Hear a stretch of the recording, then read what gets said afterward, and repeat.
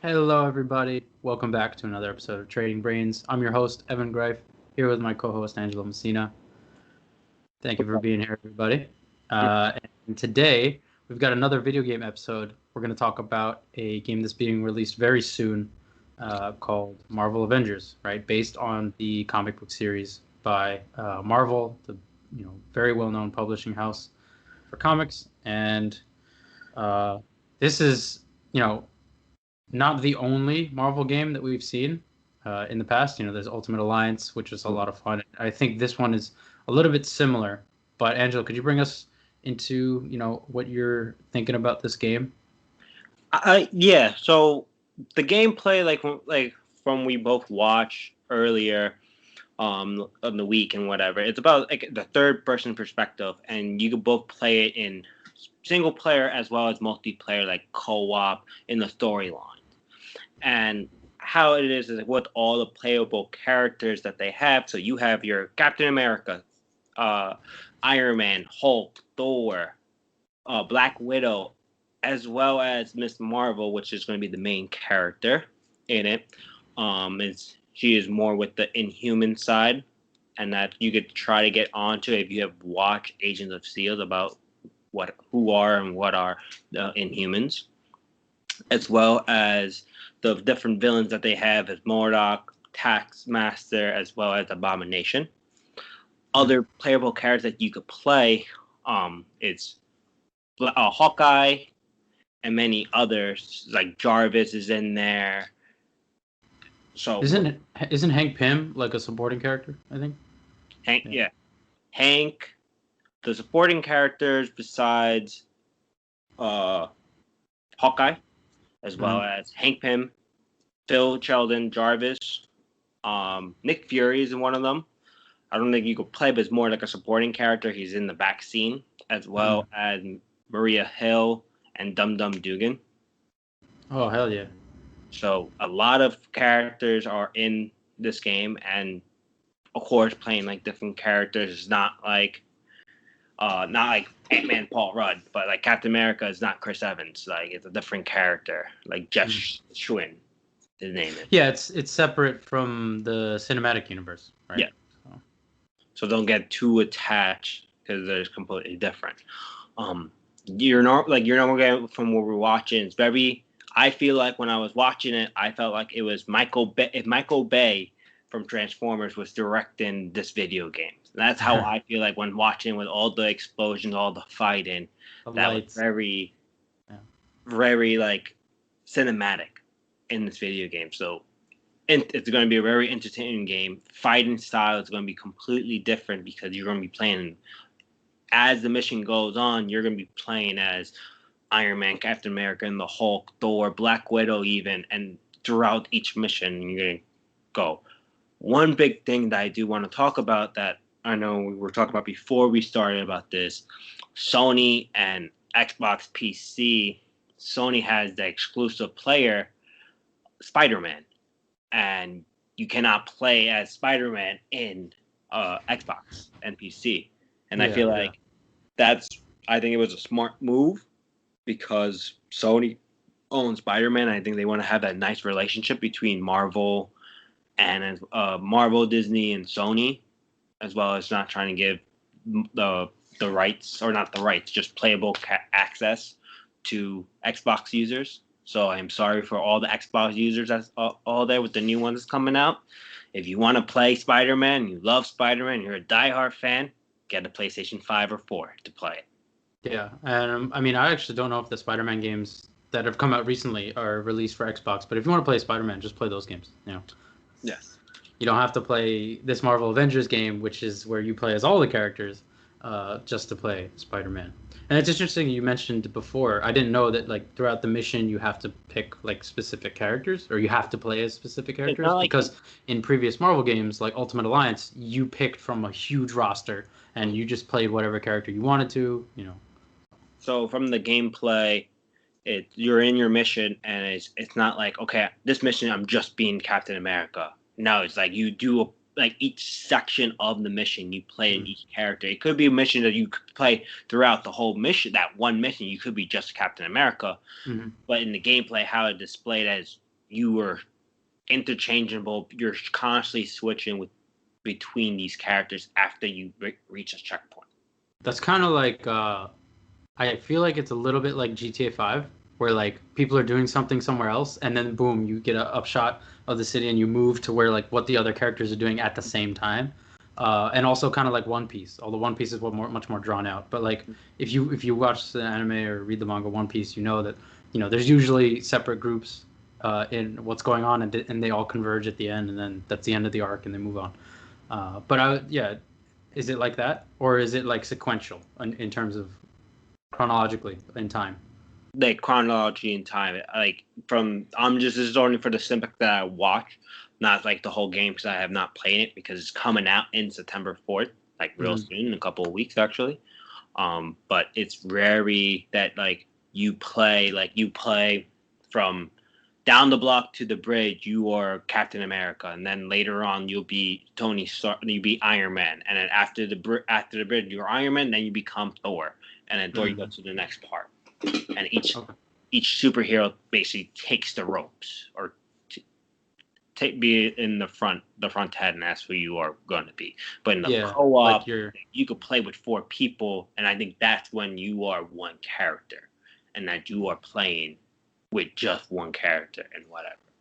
Right. That makes sense. With because I remember in Ultimate Alliance, in Ultimate Alliance, you could, it's a top-down screen. You didn't have a camera that was fixed behind a specific character. It was top-down, and you had to move together. And you could switch characters on the fly if you wanted to play as the AI was controlling a character or whatever.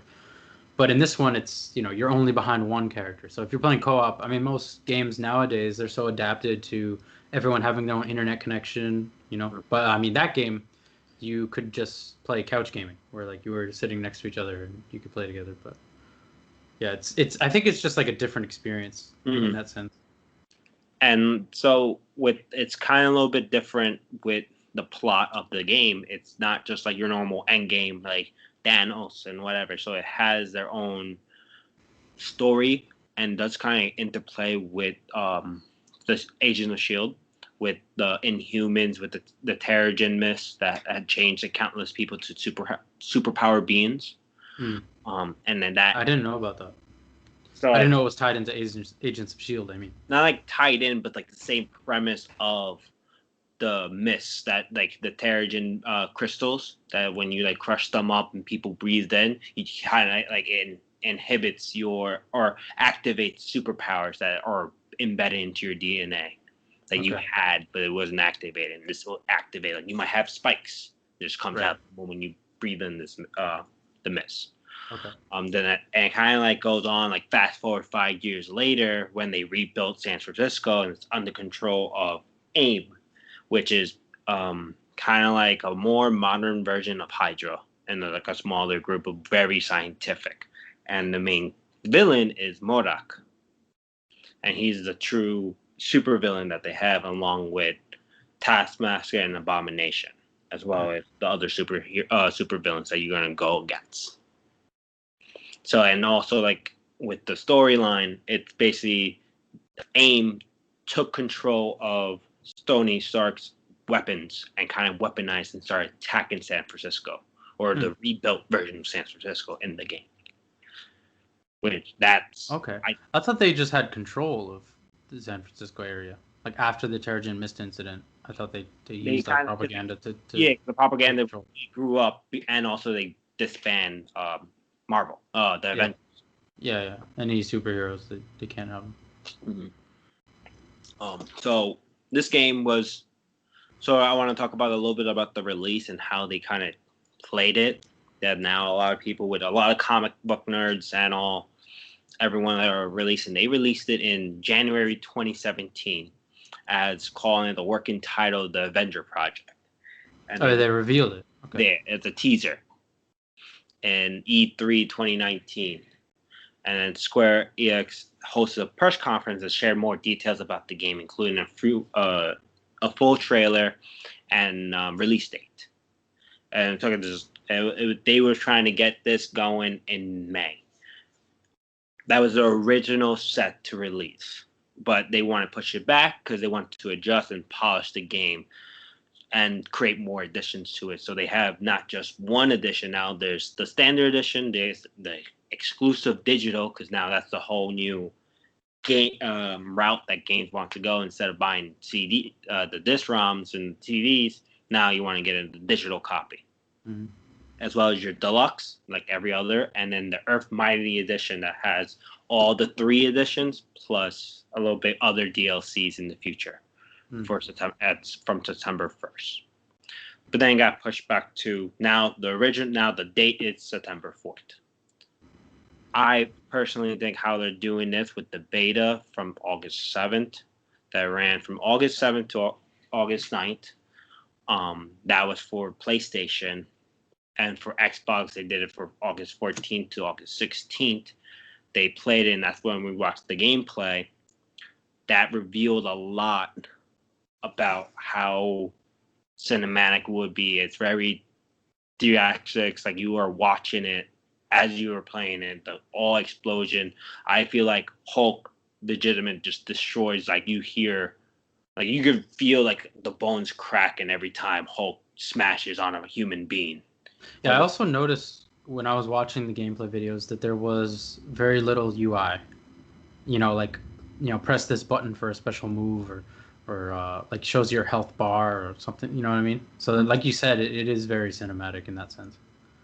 Yeah, so like it was like exactly, it was have a moment of like pressing triangle and like press this, and it was like hold it or tap it multiple times in certain moments to get you chuck a tank, or you hit a person to make a quake, whoever you are being, or a lightning bolt, and you're throwing the hammer, which I also really did like when I watched that. You see Thor swinging at the hammer and just chucking it, and just like place on the guy's chest, and he's like, I don't need that, I'm fighting with you with my fists.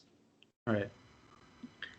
So before I feel like going on to the next thing, about which I personally think, I'm not so much of a comic book nerd, but with some of our followers that are real big fans on comic books, they they did tie it in by publishing 5 prequel comics for this game, Marvel, and along with Funko Pops, as well as Titan Book, which is another comic book publisher. But the 5 comic books they have for each one for the Marvel Avengers edition: the Iron Man 1 in December 11, 2019, and followed by Thor, the first edition of Marvel Avengers, in January 8, 2020, as well as Captain America, Hulk, and Black Widow were all respectively from February, March 18th, and then March 25th. I feel like that was actually pretty cool. So if you're actually on top of the comics and you're reading up to date, you actually know what's the plot's going to be like, or you kind of like bring it into day one of the game that you play. So you kind of know all the backstory. Yeah, you like pick up right there. Which I think personally is very cool how they did that, and kind of like intermingle from the comic book, since it's Marvel and they have all the budget to do that. So yeah, we're able to make it all intertwined. Yeah, I think it would cost less, obviously for the licensing reasons alone, but also cost less for Marvel to make a comic book series based on a video game that's based on those characters, right? Exactly. If it was any other video game, like, they're in the business of making video games, they're not in the business of making comics and making stories. So, for Marvel, this is definitely something that they can do, and I think it's, like you said, a very interesting setup that they've done with this game. Yeah. Do you have any questions before? I'm curious, like, maybe is there going to be like DLC in terms of like downloadable characters, or, well, I guess they would have to add missions. Too early right now. They probably have something going on with DLCs. I know they are talking about DLCs in the future, because that's where the money is now. With that's update. Besides, I know they're gonna do like different updates, but it's gonna be different regions. Since the San Francisco is so big, they're gonna probably do certain areas that you can't touch, or certain areas in the beginning that you can't play, but in the future. Plus, they have so many characters to play in that they could add Black Panther, or like the X-Men they could add later Yeah, or on. Deadpool. Deadpool, Cable. exactly. Like there's multiple characters that you could play, Venom. or not God forbid, but if Sony agrees with it, Spider-Man can be played in the other two series. Right. But I doubt that will happen. Yeah. Well, even for like, Xbox or whatever. I mean, who knows? Because a lot of the PlayStation exclusive content that I've seen on some games eventually get released on Xbox, right? Mm-hmm. It's because like the novelty of it, or like the special factor about it kind of loses its touch over time, right? Mm-hmm. So then they're like, all right, fine, let's just release it. Exactly. That's why. Yeah. And also just more money. You just make a little extra more profit. Why not? Yeah, Especially exactly. with the DLCs, you throw out one game and then you have 4 DLCs. You make your money worth. Not money worth. You just make a little bit more on top of whatever you made. Yeah. I mean, that's about it for me. I think it's going to be a fun game. Depends on the price point. If you have other games in your queue that you're looking forward to, but if you want, I think it would be fun to do co-op. More so, I think, than single player. This is definitely a game that it's beat 'em up, and you can have fun with your friends. You don't have to set it up too much. It could be 2-player co-op. So yeah, and like with all those people that want to get everything, there is the whole skill tree option. Like not the option, but like you could just kind of like go in different routes with Thor. With if you want to strengthen his hammer or his lightning bolt abilities. And also different costumes, because I know a lot of people would spend the extra cash to get all the single costumes. Cosmetics. Yeah. I saw the Hulk has the Gladiator one, right? From Ragnarok, yeah. So like that's why I'm saying like they're going to be different outfits that people can be a completionist and try to get every single thing, everything, and they're going to be hidden objects, probably little Easter eggs throughout the game. Yeah. As well. But cool. Well, personally, like, I'm not sure that I'm gonna get the game because I have others on my back burner and games that I'm interested in. Of course. But yeah, listeners, if you're fans of Marvel and you play video games, you should probably get this one. I think you'll have fun with it. And Xbox people, if you do want to play and want to be Spider-Man, PlayStation. I am sorry. Yeah. Unless you play the patient game and you wait. By listening to this podcast, at least they know, because some people might buy it and be like, "Where is Spider-Man?" Because like they saw it in the gameplay trailer or whatever. How big of the Marvel fan they should know. They will know or find out later on. True that. That will be it. But we don't have any more questions. No. For the future, guys, when you do hear this podcast, please let us know on how we did in later on this episode or previous episodes that you have listened to us. We have a Discord that we're going to talk about different topics and when we go on live, trying to record, we'll answer some questions. That's something I failed to mention at the beginning of this episode. Sorry about that. But yeah, we have a Discord.